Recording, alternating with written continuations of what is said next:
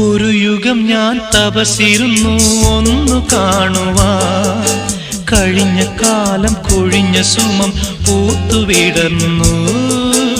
ഒരു യുഗം ഞാൻ തപസിരുന്നു ഒന്നു കാണുവാൻ, കഴിഞ്ഞ കാലം കൊഴിഞ്ഞ സുമം പൂത്തുവിടർന്നു.